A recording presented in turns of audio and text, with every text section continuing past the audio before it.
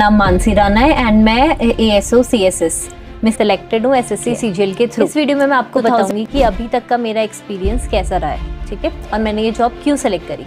सब मुझे ऐसा लगता है काफ़ी हवा बना दी है कि आपको गाड़ी मिलेगी, ये मिलेगी, ऐसा कुछ नहीं है। सैलरी अराउंड मिलती है, तो ट्रेनिंग के टाइम में हमारी सैलरी उतनी है, बट हमारा जितना भी रूम का रेंट वगैरह जैसे पर डे है। और बात रही मिनिस्ट्री की, तो मिनिस्ट्री में आपके कनेक्शंस अच्छे बन जाते हैं, बट ऐसा कुछ मत सोचना कि गाड़ी वाड़ी ऐसा कुछ नहीं होता। अगर आपको दिल्ली की लाइफ मुश्किल लगती है आपको स्टार्टिंग में जब आप यहाँ पे आते हैं, क्योंकि हमारी हर मंथ सैलरी आ रही है, कोई टेंशन नहीं, खर्च हो गई कोई बात नहीं, नेक्स्ट मंथ फिर आज 8 पे के बाद तो हमारी सैलरी में भी इंक्रीमेंट देखने को मिलेगा। जितने भी तैयारी कर रहे हैं कोई सोचते नहीं कि हम यहाँ तक पहुँचेंगे। ऐसे जब आप पहुँच जाएंगे तब आपको रियलाइज़ होगा कि हाँ कि हमने ये अचीव कर लिया। Hello everyone, welcome back to SSC factory and मेरा नाम मानसी राणा है एंड मैं ASO CSS में सिलेक्टेड हूँ SSC CGL के थ्रू। 2024 का SSC CGL मैंने क्रैक किया है। सबसे पहले बात करते हैं कि मैंने ये जॉब क्यों सेलेक्ट करी। मैंने ये जॉब इसलिए सेलेक्ट करी क्योंकि एक तो ये चीज़ है कि ये स्टेबल जॉब है, आपको दिल्ली में ही आपको पोस्टिंग होगी। अगर आपको एक स्टेबल लाइफ चाहिए कि ट्रांसफ़र्स ना हो, तो ये मुझे लगता है ये बेस्ट जॉब है एंड ये मेरी फर्स्ट प्रेफरेंस थी, और जो कि मुझे मिल गई इस 2024 में। और मैंने अपनी तैयारी 1-1.5 साल लगा के करी है, बट फाइनली मैं यहाँ पे पहुँच गई हूँ। और मैं आपको बताती हूँ कि मेरा एक्सपीरियंस कैसा रहा है और उसमें काम क्या है। मैं अभी housing and urban affairs, ministry of housing and urban affairs में हूँ एंड मुझे लगता है कि हमारा मेन काम होता है नोटिंग एंड ड्राफ्टिंग का, और उसी में हमें थोड़ा मैं अपने काम से रिलेटेड तो कुछ नहीं बता सकती हूँ, बट हाँ ये है कि आपको डिफरेंट सेक्शन से डील करना होगा और आपका काम आपकी सीट पे डिसाइड होगा कि आपका काम ज़्यादा है या कम है। आपको जो सीट मिलती है उसके बेसिस पे होगा कि जैसे अगर मेरी मिनिस्ट्री है उसमें भी हमारे होते हैं सेक्शंस और डिपार्टमेंट अलग अलग होते हैं। आपको कौन सा डिपार्टमेंट मिला है, मैं CPWD से हूँ, तो इसमें भी अलग अलग डिपार्टमेंट होते हैं और आपका वर्क आपकी सीट पे होगा। जैसे मेरी सीट में इतना ज़्यादा काम वर्कलोड है नहीं, तो 9 to 5 जॉब है। कभी कभी आपको एक्स्ट्रा रुकना पड़ सकता है, किसी सेक्शंस में क्या होता है कि ज़्यादा काम है, जैसे पॉलिसी सेक्शन, और अगर आप इसमें पॉलिसी सेक्शन में पोस्टेड हो गए तो आपको 6, 7, 8 बजे तक भी रुकना हो सकता है। बाकी नॉर्मली 9 to 5 काम ही होता है, और काम हमारा वही होता है नोटिंग एंड ड्राफ्टिंग। क्योंकि मुझे ऐसा लगता है काफ़ी हवा बना दी है कि आपको गाड़ी मिलेगी, ये मिलेगी, ऐसा कुछ नहीं है। आपका नॉर्मल काम होगा, 9 to 5 आप काम करेंगे और उसके बाद आपको उसकी बेसिस पे सैलरी मिलेगी। सैलरी 81 अराउंड मिलती है। तो और अभी मुझे 2 महीने हो चुके हैं काम करते करते। लोग काफ़ी अच्छे होते हैं और आपका काम आपके सेक्शन ऑफिसर पे भी डिपेंड करेगा कि आपका सेक्शन ऑफिसर कैसा है, आपको कितना काम दे रहा है और आप टाइमली कंप्लीट कर रहे हैं नहीं कर रहे हैं। और बेसिकली काम हमारा कुछ नहीं है, हमें सिखाएंगे। हमें जो अभी स्टार्टिंग के 2 साल तो हमें काम सिखाते हैं, जो हमें सिखाया है हमें वही करना होता है। और नोटिंग बनानी पड़ती है, उसके लिए भी आपको अलग से आपकी ट्रेनिंग होती है।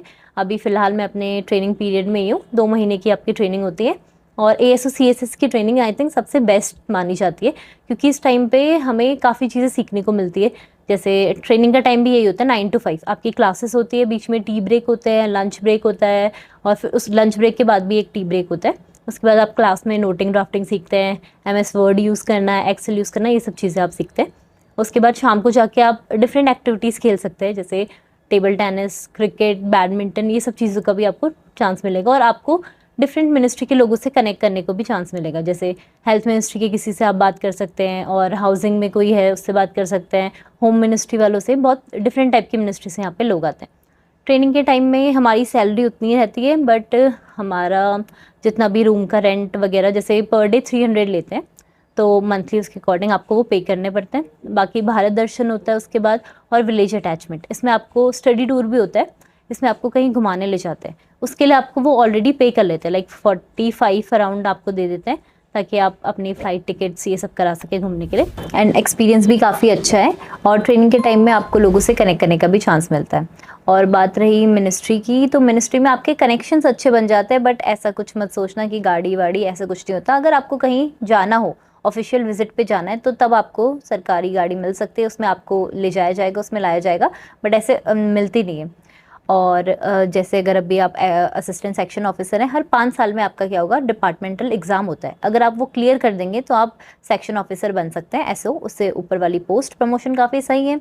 और अगर आप वो डिपार्टमेंटल एग्ज़ाम क्लियर नहीं करते, आपको दूसरा चांस मिलेगा, तीसरा मिलेगा, एंड 8 साल बाद तो आप वैसे ही SO की पोस्ट के लिए अपॉइंट हो जाते हैं। तो ASO से SO बनता है, फिर उसमें भी वही 5 साल बाद आपको फिर डिपार्टमेंटल एग्जाम होता है। SO के बाद आप US बन सकते हैं, उसके बाद डायरेक्टर, जॉइंट सेक्रेटरी, आप यहाँ तक जा सकते हैं। एंड एग्ज़ाम भी काफ़ी इजी होता है। उसमें एग्जाम्स में भी बस वही बेसिकली नोटिंग, ड्राफ्टिंग, जो चीज़ें आपने पढ़ रखी है, जो चीज़ आप ट्रेनिंग के टाइम पे सीखते हो, यही सब आपसे पूछा जाता है। और रही बात हमारा जो दिल्ली आके आपको दिल्ली की लाइफ मुश्किल लगती है आपको स्टार्टिंग में जब आप यहाँ पे आते हैं, क्योंकि यहाँ पे एक तो पहली चीज़ पोल्यूशन बहुत है और खाना यहाँ का सूट करने में टाइम लग जाएगा। लाइक पहले तो तबीयत काफ़ी ख़राब होती है मेरी, इवन खुद काफ़ी टाइम तक तबीयत ख़राब रही खाने की वजह से। स्टार्टिंग में एडजस्ट करने में दिक्कत आती है, और अप डाउन कैसे करना है, मेट्रो में ट्रैवल कैसे करना है, ये सब कुछ चीज़ें, ये डिफरेंट स्ट्रगल है। लेकिन पढ़ाई की स्ट्रगल अलग थी, ये अलग स्ट्रगल है। धीरे धीरे आप सब सीख जाते हैं एंड यूज्ड हो जाते हैं, ये लाइफ काफ़ी अच्छी लगने लगती है।